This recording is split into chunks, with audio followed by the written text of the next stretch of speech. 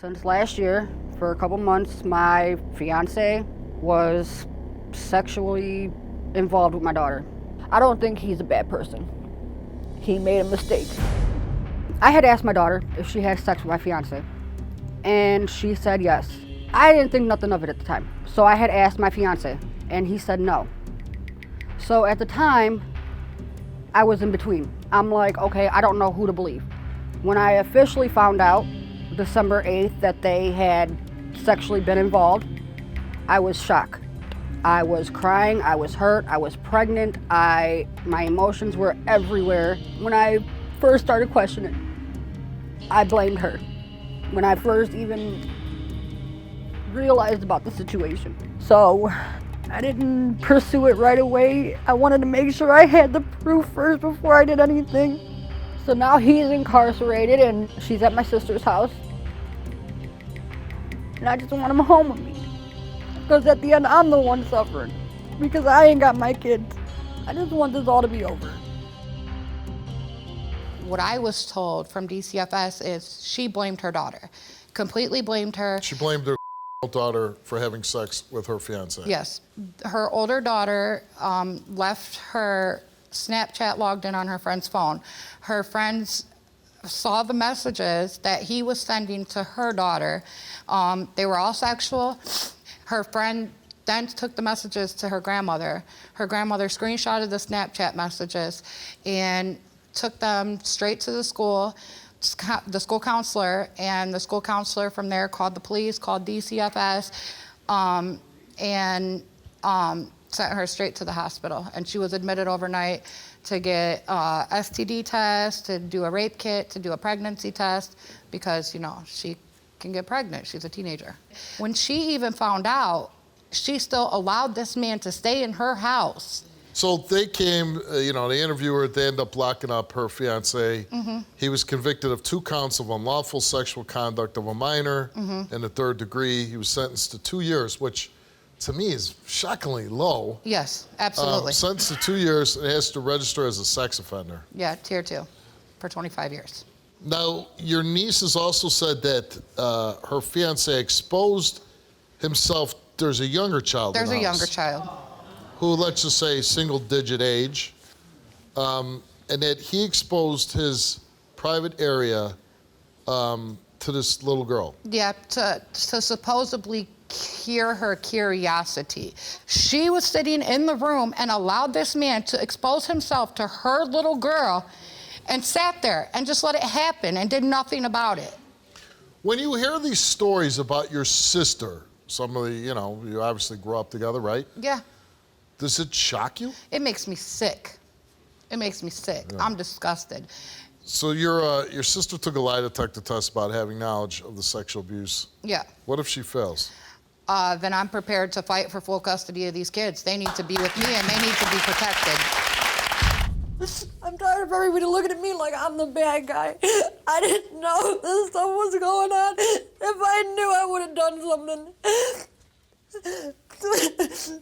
Your daughter says, "Hey, I'm sleeping with your fiance," and you didn't believe her? At first, no. I thought it was her way. I thought it was her way of making a sick joke. Why wouldn't you believe your? Because I thought it was a sick joke. I didn't expect. You think children joke around about having intercourse with adults? I just didn't think that she wanted me to be with him, so it was her way of trying to.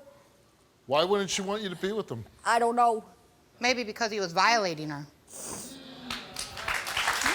Did you ever see your fiance touch your older daughter sexually? Yes. Tell me about it. We were having a conversation about how these young girls are more developed than we were back in the day. And he sat there and said, I guarantee you if I were to go up to any young girl or whatever and just touch her, that they wouldn't do nothing.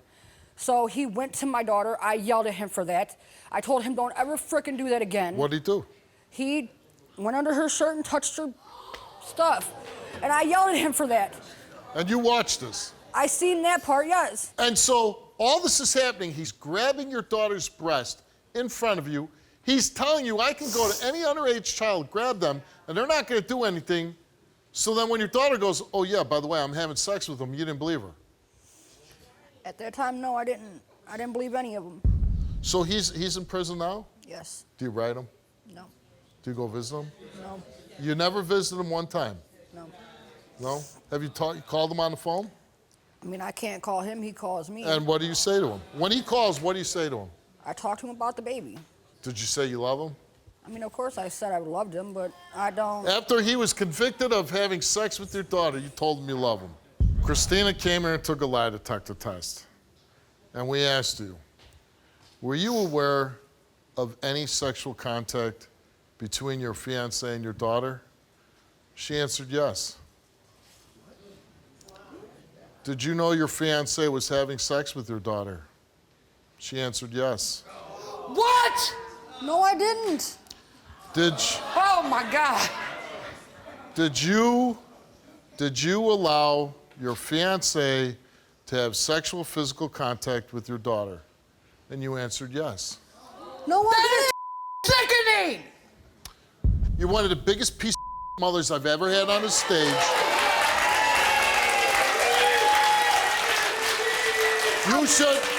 You should never, ever get your daughters back. I hope your sister gets to keep them forever.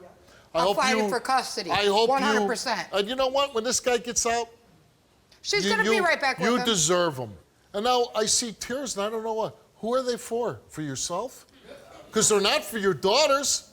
Because if you actually had tears for your daughters, you would have called the police, you would have showed up in court, which you did neither of. You are a horrible, horrible human being and a terrible mother, and I hope you rot in hell and someday jail. Get the hell off my stage!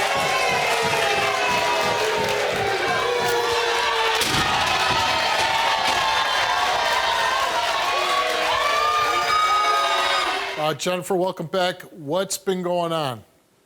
Thank you. It's so great to be back. It's nice to see you. You look fantastic. Oh, thank you. You're welcome.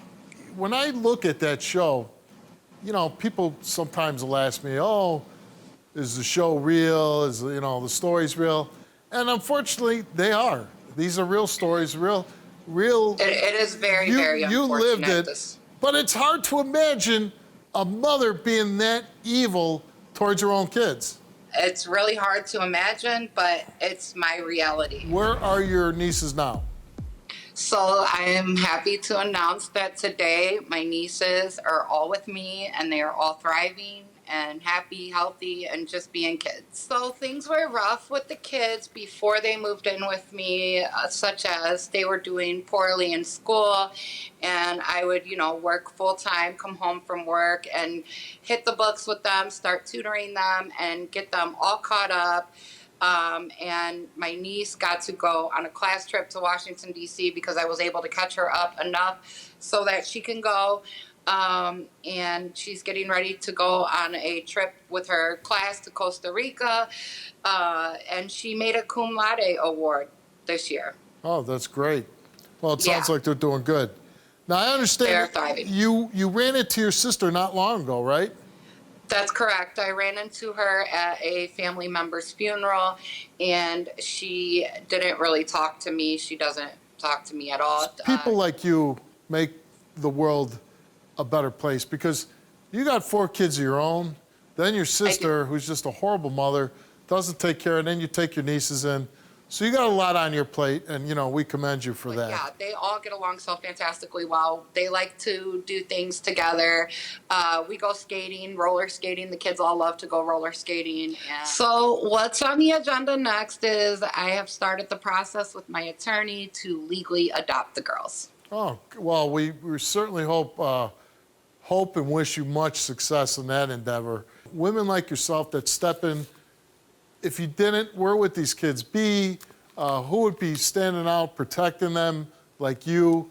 It's really, when we do shows like that, it's really an eye-opener. And I always feel like when I do a story like I want to run home and kiss my kids so badly because there's kids out there that are being in really tough situations. But it's great that you stepped in and you rescued these kids. Yeah, we want to thank you for having us on the show and giving them justice. We really, really appreciate you.